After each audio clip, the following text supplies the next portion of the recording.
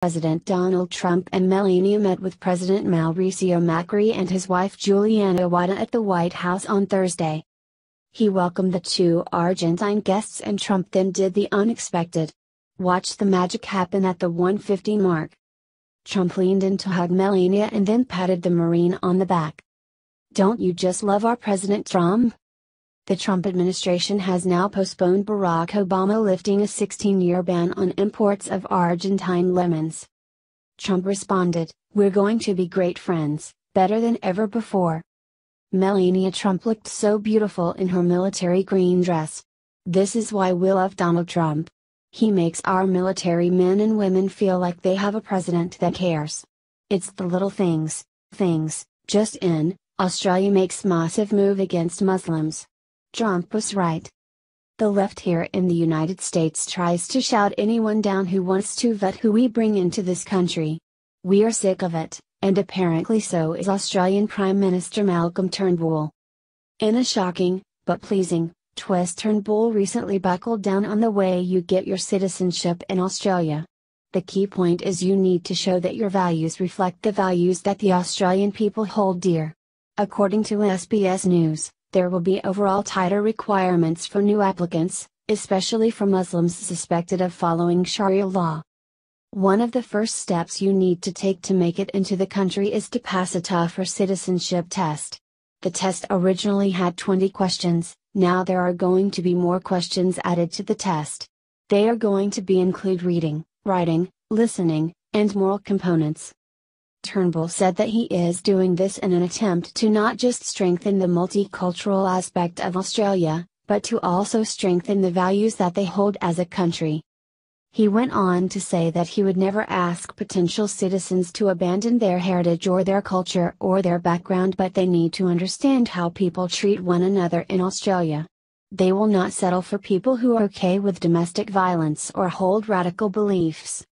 It is also going to be required that the person interested has a 4-year permanent residence in Australia.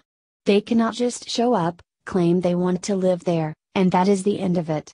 In other words, they have standards. If a potential applicant takes the test and fails it twice, they are going to have to wait another 2 years before they try again. When they fail a citizenship test, obviously there is something that qualifies them as not being able to function within a normal, healthy society.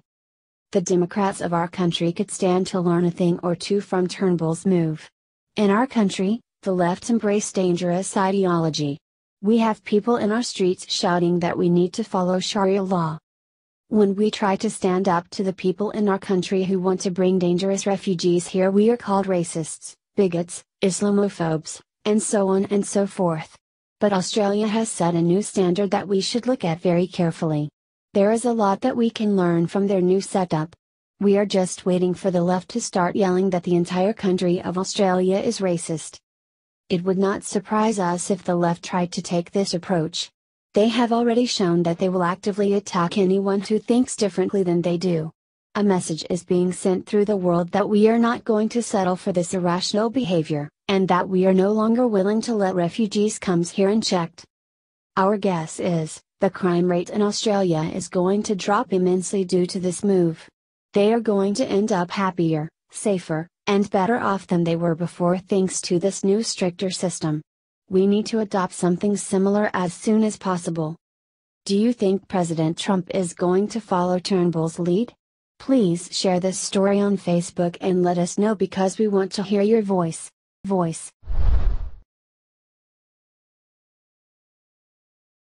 Breaking, civil war about to erupt after what just happened in Sanctuary City.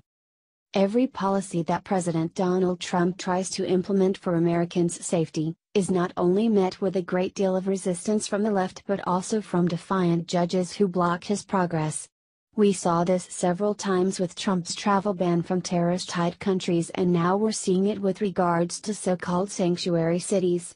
Judges are disguising their clear liberal bias as judicial rulings, and now tensions over this illegal immigrant issue have put America at the breaking point, edging on a civil war. On Tuesday, Federal Judge William Ork III blocked President Trump's executive order he just signed, which would prevent federal funding from going to sanctuary cities to help illegals. As soon as he heard the good weren't going to go to several cities in his liberal state, he took immediate action that was within his power, much to the delight of liberals who were counting on him to disrespect our leader's orders. ORIC, of the Northern District of California, issued an injunction against the Trump administration after the city of San Francisco and county of Santa Clara sued over the president's plan to withhold federal funds from municipalities that harbor illegal immigrants, Fox News Insider reported. The block was made on the claim that Trump's order was too broad and would affect other parts of government reliant on the funds, outside of assistance for illegals. Trump isn't one to accept defeat or sit back and allow liberals to walk all over him. Addressing the defiant move as more than just sticking to party lines but putting people in danger, White House Press Secretary Sean Spicer released the following statement, adding fuel to the issue. San Francisco, and cities like it, are putting the well-being of criminal aliens before the safety of our citizens, and those city officials who authorize these policies have the blood of dead Americans on their hands. Adding to that sentiment, Spicer also called this ruling what it truly is, a gift to drug cartels and street gangs. However, the reverse of this executive order and the numerous blocks of others that came before it is far worse than just usurping our president's decisions and appeasing your party. Fox News Perfectly Blunt show host, Tucker Carlson, pointed this out along with making the declaration that this repeat practice of getting lone district court judges to reverse Trump's every order sets a new terrifying standard.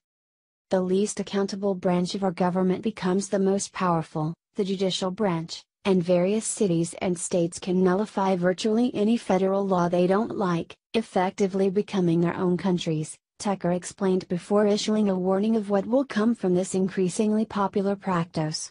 There's a word for that, it's called civil war. Tucker laid it out perfectly. Liberals don't respect the system, checks, and balances that our forefathers set up on purpose, which was to create a government accountable to the people. The left does what they do best and found a loophole to get what they want and go around our president with these little victories, after losing the presidential victory. If conservatives had repeatedly pulled these kinds of rulings when Barack Obama was in office, we would have already experienced a civil war before now. Perhaps a civil war is what liberals want so they can blame the mutiny on Trump and pave the way to his impeachment. It's a manipulative game they are playing, from abusing power to blaming others for the issues they create. Barack Obama set a record number of executive orders in his 2 terms in office, and while Trump is well on his way, thankfully, of undoing those, the resistance from the opposing party is completely different. It's only a matter of time before we find ourselves in a civil war, considering that liberals can't let God and allow Trump to simply do his job, no matter if it even hurts people in their own party. Ivanka makes shocking statement about her stepmom on her birthday yesterday. How do you feel about this? Family is complicated.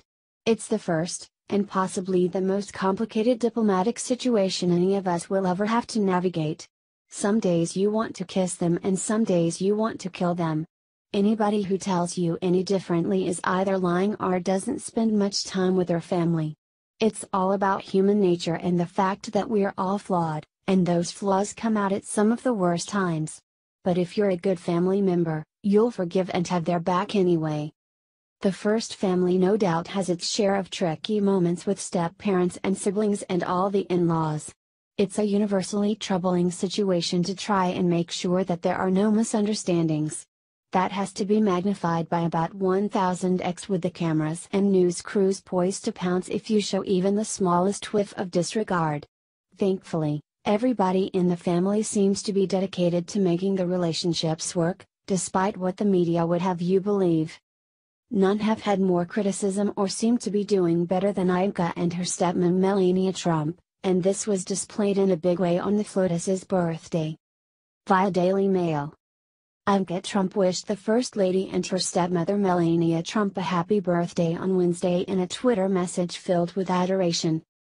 President Donald Trump's eldest daughter made sure to publicly proclaim how lovely she considered her stepmom as she turned 57. The Daily Mail got Melania's age wrong, she actually just turned 47. Her fawning post followed reports on Sunday from two unnamed sources that the First Lady and Iga, 35, have a frosty relationship. "Happy birthday to our First Lady, and my incredible stepmom, Melania Trump," Iga wrote in a tweet posted Wednesday. "A wonderful example of kindness and grace for us all. At FLOTUS." A White House spokesperson denied allegations that the two women do not get along and said they have always had a close bond. If the relationship is frigid, it could stem from Iga's standing in for First Lady duties. In a Vanity Fair article centered on the private life of Melania, the magazine claimed that two unidentified sources in both fashion and media noticed cold interactions between her and Iga. Melania was greeted with disapproving headlines when it was announced she would be staying in New York City with her son